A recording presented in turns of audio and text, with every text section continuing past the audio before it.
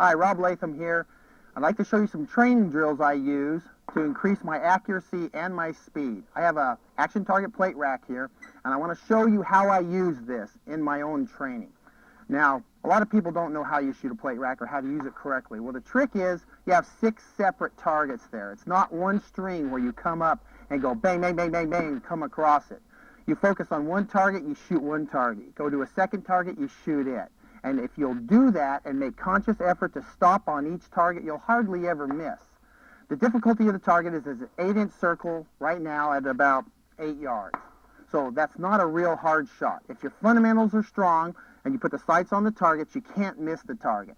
Where people mess up is try to shoot it in what I call the fire hose technique, where they literally come across the target and expect to shoot at the target as they go by it or as they're coming in. Now, some people can pull this off occasionally, but I've never seen anybody consistent with it. The reason being, you have to then time your shot perfectly into the target. Okay, now the cool thing about these falling plates is if I hit it, it's going to be gone. I won't stay around and watch it when it falls. I will shoot one at it and move on in my peripheral vision. I will notice whether or not the target has left or not. All right, let me shoot a string for you. Nice and controlled so you can see each hesitation.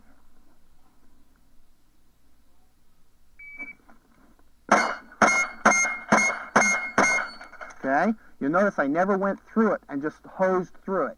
Each shot was an individual shot.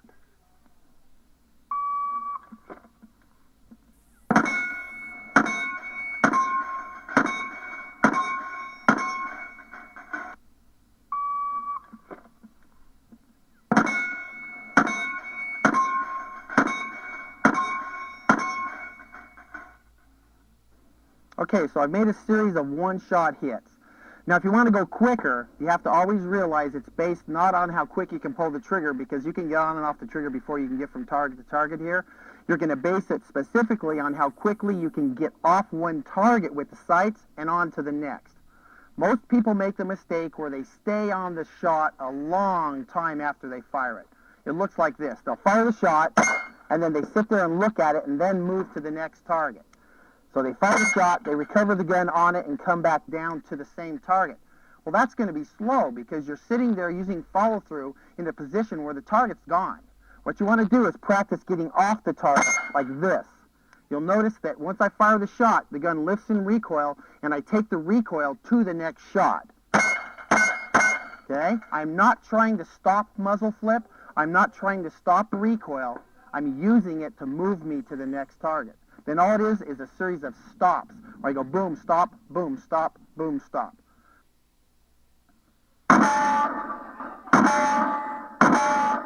Okay, this time I'm going to try to cut some time off. That first run I made was a 3:59. This time I'm going to push the first shot just a little bit more to try to get some time off it, and I'm going to make sure I move off the target quickly and stop sharply on the next target.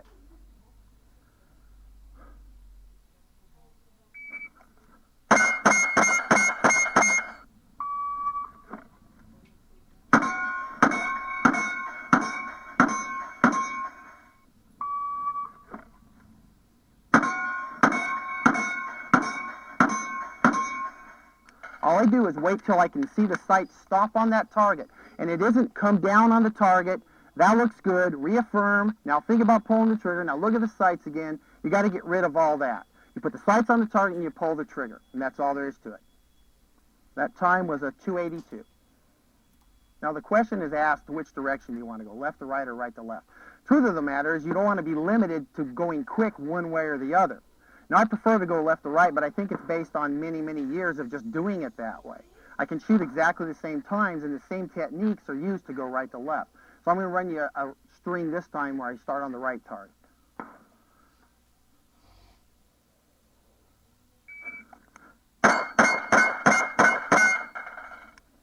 Okay? That clock time was 2.83, so it was actually a little bit quicker than my left to right. Other things you can do with the plate rack that's pretty cool is you can use it as a reference for when the target falls. So you have to watch it to see if you hit it. A reason people probably watch targets fall and then use too much follow-through is because they didn't know if they hit it in the first place. If you develop the proper trigger pull and get your visual skills down so you know the sights are on the target. Even if you don't hit the target, you'll see a miss or hear a miss. And that's one of the advantages of shooting at reactionary steel targets. Now I'm going to shoot another version of the drill I use as a target acquisition drill, and this is called outsides. I'll shoot the far left, the far right, and then you go back and forth until you've shot all the 6 targets down. And if you miss one, you can't stay on that one. You still have to go. So it's a shot to far left, a shot to far right. This is a lot slower because the target acquisitions are much more difficult. Because this one I can't just use a little recoil to bounce it over. This time I have to move, move, move, move. And the first few are big target acquisitions.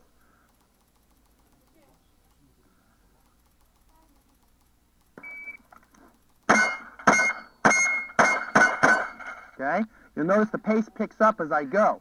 And that's simply because at one point I'm doing a 7-foot target acquisition, and then when I get to the last one, I'm really only doing about a 2-foot target acquisition, which should be quicker. If you shoot that and it's the same pace all the way through, you're either too fast on the long ones or you're too slow on the short ones. That time was a 3.59.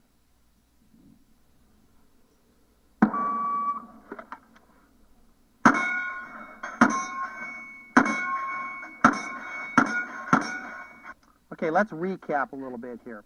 The advantage of a plate rack is it gives you small targets, which increases your accuracy, and it gives you multiple targets, which you can use for target acquisition. But you can do almost any drill with any target. Now, obviously, you need multiple targets to do acquisitions, but say you want to throw some strong hand and weak hand in there, or you want to do some reloads. All those can be done on a plate rack or any other target. Now, what I like to use the plate rack for is what its biggest advantage is, which is target acquisitions. Now, to throw some reloads in here, the next string I'm going to shoot is I'm going to shoot 2 plates down. I'm going to do a reload, shoot 2 more plates down, reload, shoot 2 more plates down.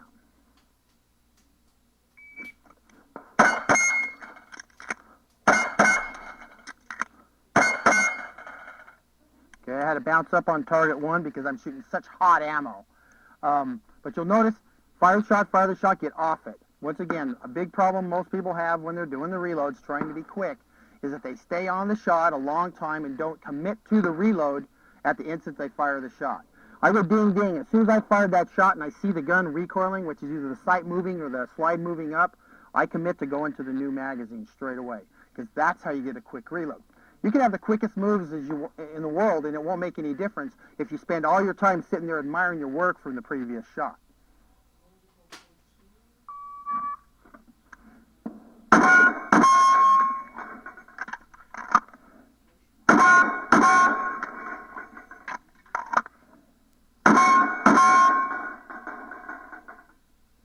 Now, while we shoot two-handed most of the time, in reality, you're not always going to have that option.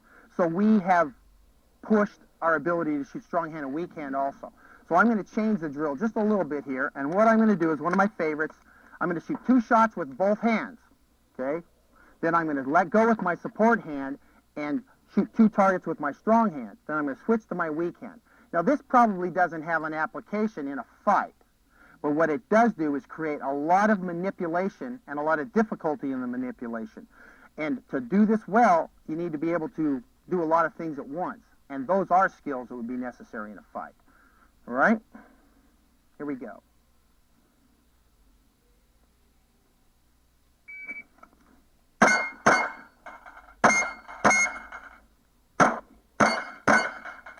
Okay, I had 1 makeup shot. My weak hand wasn't that strong that time. The point is, each one of those segments requires a different pressure in my hands and requires a different sight picture and a different trigger pull. So the advantage is you know that all your skills are good. My two-handed's good, my strong hand's good, my weak hand's good. When I see that target fall down, I know I've done everything right. All right, I've shown you a few drills that you can use to practice and build your technique and your skill on that plate rack. Now, just for one final run here, I'm going to hang one out and see how quick I can put a time together for you.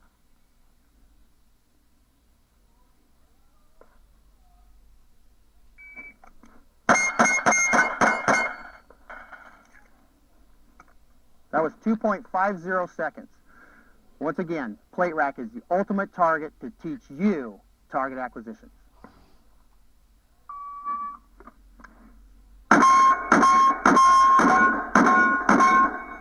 Hi, Rob Latham here.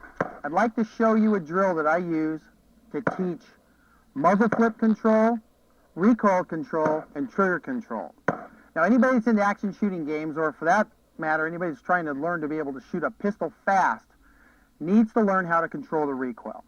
But what happens is as you develop your speed and go quicker and quicker, you tend to push, pull, jerk, flinch, whatever words you want to put on it. So the drill I use to teach that is I take a full-size silhouette target like I have here, and I set a timer. I'm going to put a par time in there of 3 seconds. Now you can move this time around to whatever you want it to be, but that's the time I use. And I'm going to shoot 10 strings of fire, or as far as I get. The first string I'm going to draw and shoot 1 shot, just 1 shot. And then in each string after that, I'm going to go 1, then I'm going to shoot 2, then I'm going to shoot 3. I'm going to find the level of control that I have. Now, it's for different people, different places. Somebody less skilled might run 3 or 4 shots and start running out of time. What happens then is when you start running out of time, you start panicking, and you give up trigger control, and you give up aiming, and just start shooting as fast as you can. And it'll become painfully obvious on the target when that happens. All right, so I'm going to start off and shoot my first string, which is going to be 1 shot.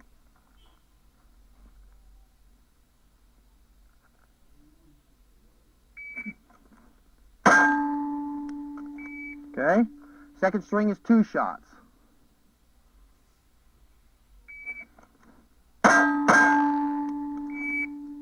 Third string, 3 shots.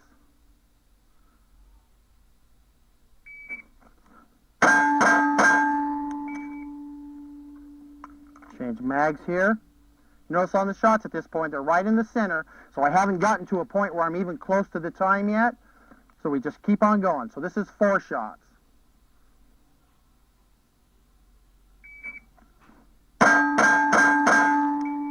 Okay, I'm still right there, right in the center. 5 shots.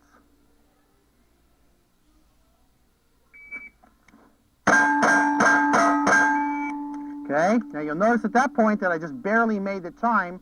I only had .28 left. So now to get this next shot out, off onto the target, I'm going to have to start picking the time up a little bit. So I'm at the end of my comfort zone right there. That was 5 shots.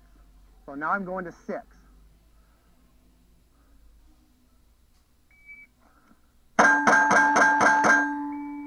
Okay, those are right in there. Go to 7.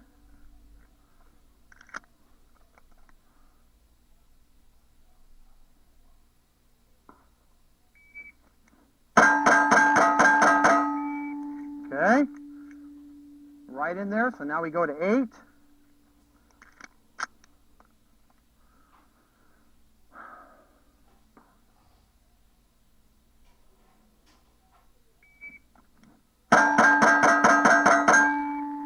Okay, starting to get tight here. At this point, I know I've got to pick the pace up just a little bit. And normally that's when your brain says I need to pick the pace up a little bit, you start making other mistakes. You'll stop pulling the trigger correctly and stop holding the gun well in order to gain speed. And that's where the problem happens. So 9 shots.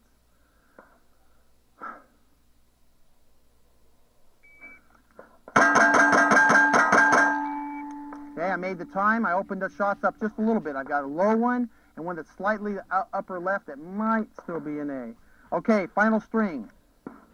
Wrong mag. 10 shots.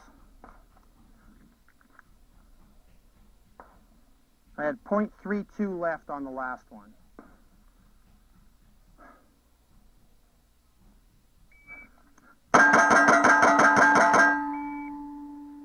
All right, that was a good clean string there. I had .39 left, and all shots are right in the center. Now, I've done this a lot, obviously, and I practice constantly. The advantage of having this target is that I can immediately hear whether I've hit, and I can immediately see, because against the black target, the lead bullets make a nice gray spot. But you watch the target to see where you're hitting. The target never lies. It's telling you the truth about where you shot. You're shooting at a pace that you don't have time to correct the mistake. Let's say I see the sight low left. Well, I've already made the mistake. I can't necessarily correct it on the later phases. At 8, 9, 10, you have to pretty much be doing everything perfect. But that's the point, is to show where your weaknesses and strengths are. Now, something else to notice. We commonly blame jerking the trigger as being a problem. The truth of the matter is I'm shooting 10 shots with a draw in 3 seconds. To pull that off, you have to jerk the trigger every single shot you fire. Now, I know you traditionalists out there are going to hate hearing that. But the truth of the matter is there's no way to shoot that quickly with a bunch of slow trigger squeezes. So you have to develop the ability to jerk the trigger without moving anything else. And the second issue is the hits tell you whether you're shooting too fast or too slow. It's not a feel-oriented thing. I see the gun flip and recoil, it comes back down, and I pull the trigger again. If you shoot too fast, the shots are going to be high. If the shots are off to the side, that's grip stance and control related. So always work on a single element. In this case, I'm working on returning the gun.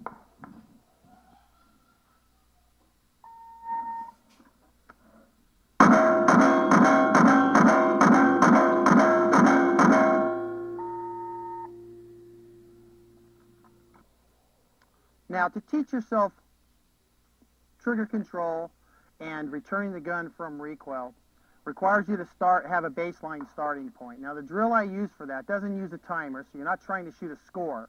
All you're trying to do is hit the same spot with shot after shot. So when I teach that, we take a target much like this mid-sized steel silhouette, and I pick a spot on that target and I shoot at it repeatedly.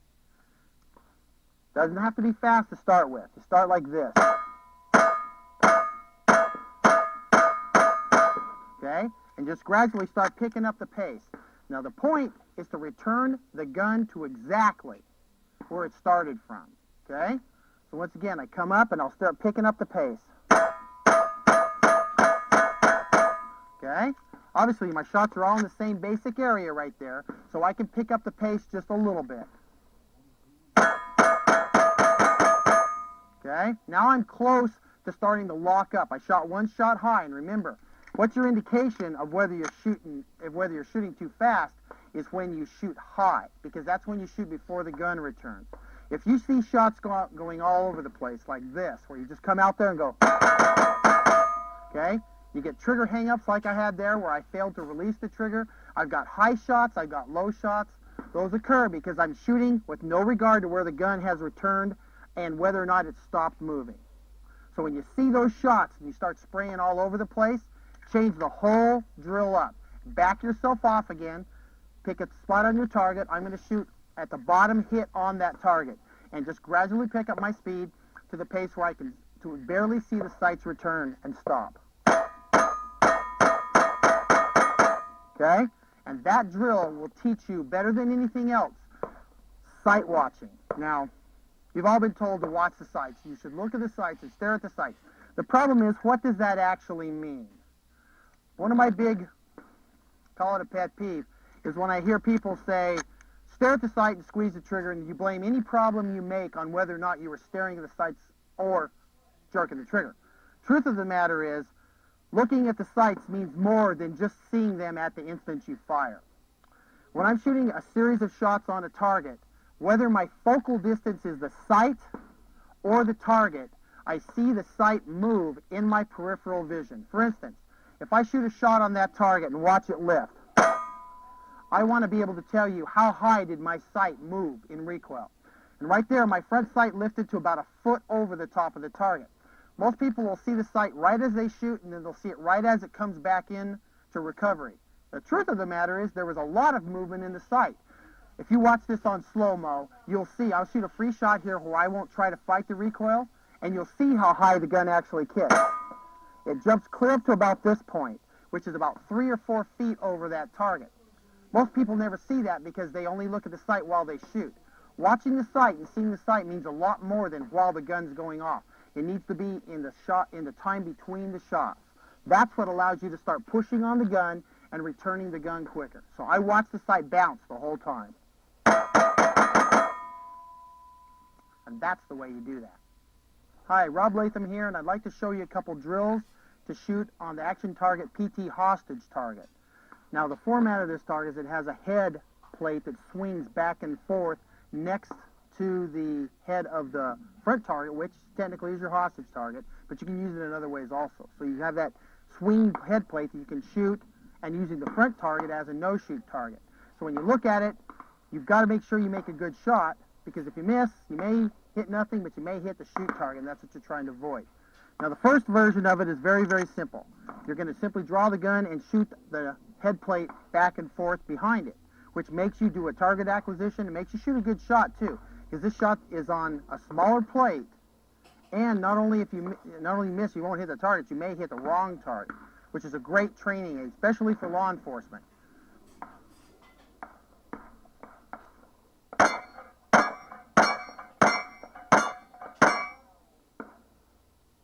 Now, another way of doing this drill is to use the body plate as a target itself and then go to the head shot behind it. So what I'm going to do this time, I'm going to shoot 2 centered shots on the silhouette, then shoot the head plate, then shoot the silhouette, the head plate, back and forth.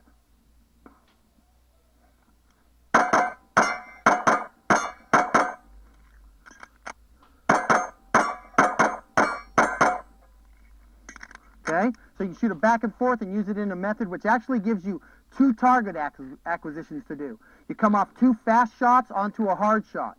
Fast shots onto a hard shot. So not only does it make you do a target acquisition and recognize whether or not you hit the shot, you also have to go from a relatively easy shot to a hard shot.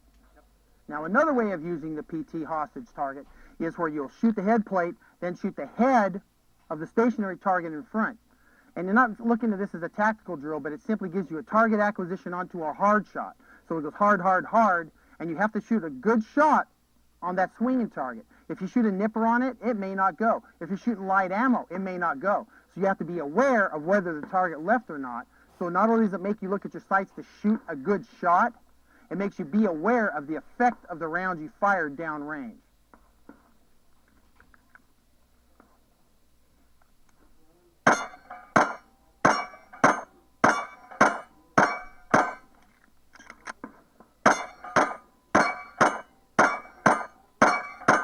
Okay, so it makes a very good target for you to learn trigger control, target acquisition, and awareness of what's downrange. The tie-in for law enforcement is obviously you're not going to be in a static position where you end a shooting. You're not going to be able to say you sat there and just stared at your front sight, because in reality you're going to need to see what's going on downrange. This target forces you to do that. You have to shoot it. You have to see if you hit it. You have to see if it moved and went around. So it's an excellent target for teaching you situational awareness. Now at this point, that's the basic use of the target, is for discretionary shots and target awareness and know what's moving around. The next thing you start adding to it are different elements such as a reload. So now I'm going to draw. I'm going to shoot 2 shots on the silhouette in the center, then I shoot the head to one side. If it comes over, I'm going to shoot it to the other. So I may continue shooting at that head even though I've initially hit it. Then I'm going to do a reload and repeat that process.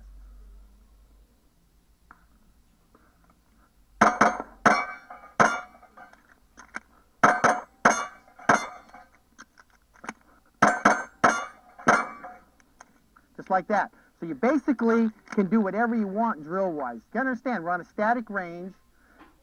I'm using the target and the time to work on fundamental shooting skills that you can apply to any use.